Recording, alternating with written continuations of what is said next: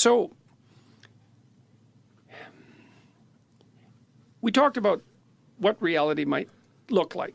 There's a material reality, let's say, that's what is. But then there's the reality of what could be. That's potential. It's something like that. And so potential has this weird existence. Well, here's another strange thing.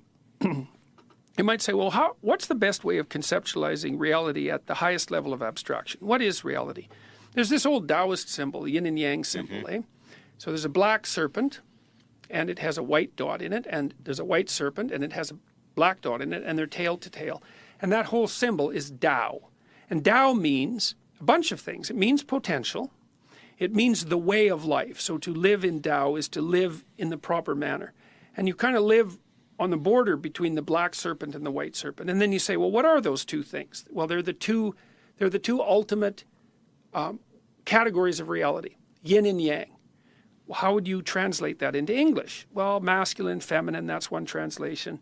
But a better one, I would say, is order and chaos. You say, well, what's order and what's chaos? Well, order is when you're where what you're doing is producing what you want to have happen.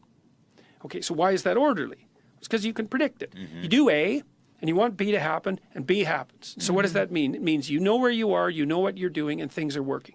And then you're calm, because there's nothing to be nervous about, and you're moderately happy, because you're getting what you need and want. And there's evidence that you are competent, because that's why things are working. That's order. Now, everyone knows that order can be shattered into disorder at the drop of a hat. You can be walking down the street and you're all happy and you're with your partner and, you know, she makes a mistake and steps off the curb and a bus hits her. It's like in 1 second you are not anymore in order. Like the bottom has fallen out of your life. And that's why there's a black dot in the white serpent. It's like, orderly as it is, look the hell out, because your life can be flipped upside down in a moment. Right. Okay. Well, then sometimes you're in a dire state and everything looks absolutely hopeless, and you get a new realization and bang, you know, everything snaps together. And so that's when you're in chaos and order can reveal itself. Okay, so order and chaos. You can think about it as the ice that you skate on with the water below. That's another way of thinking about it. Now you say, well, is that real? Is it really that the world is made out of order and chaos? Well, here's something weird. You have two hemispheres, right? And hypothetically, they were selected by the processes of natural evolution, right? They were selected by reality. Well, you have a right hemisphere and a left hemisphere. So it's kind of like, well, reality must have two elements, because why would you need two hemispheres otherwise? And they do have relatively separate consciousnesses, those two hemispheres. Think, well, okay, we've been selected to have this bifurcated view of reality. Well, what are they specialized for? Turns out the left hemisphere is specialized for those places where your routines work. That's the left hemisphere. And the right hemisphere is specialized for all those places you go when you don't know what you're doing. So the left hemisphere is specialized for order, and the right hemisphere is specialized for chaos. And so then you might think, well, does that mean that the world being is really made out of order and chaos? It's like, well, if you use the Darwinian logic, that's what it means. Okay, so what does meaning signify? Well, here's what it is, as far as I can tell. So imagine that you're watching a gymnast, and two gymnasts. We'll start with the first one.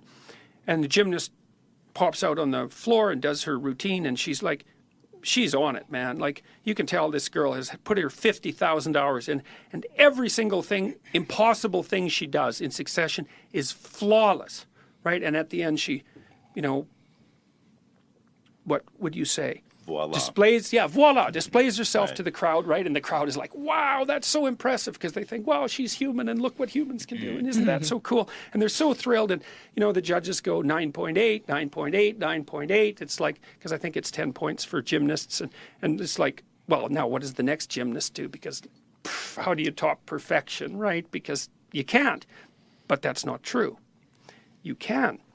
So the next gymnast comes out, and she goes through her routine too, and it's perfect, but it's more than perfect, because you can see that with every bloody move she makes, she's pushing herself right to the ragged edge of disaster. Like she's risking the performance of her life. And that means she's risking a big mistake, because you risk that when you do the performance of your life. And you can just see her straining. It's like when you hear a great violinist or a great guitarist play something and they bend and twist all the notes so they're kind of rough and ragged and they know how to do it perfectly and they put this vicious edge on it. It's like you just love that.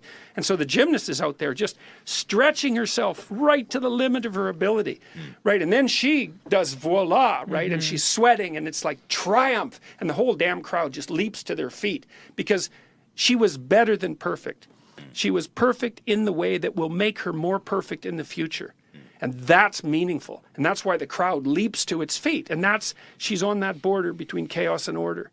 And that's meaningful. And so what I would say is what your brain does for you is tell you when you're in the right place at the right time by infusing your life with significance and engagement. And it's saying, look, you've got the cosmos is lined up around you. It really, truly is. You're right in the right place at the right time. You're in your domain of competence, but you're stretching yourself so that you're actually improving at the same time. And that's perfect. It's absolutely perfect. And so I think for a long time we've cast doubt on the reality of meaning. That's part of the death of God. There's no real meaning in life. It's like, no. It does not look like that's true. It looks like it might be the case that there's nothing more real in life than the sense of meaning.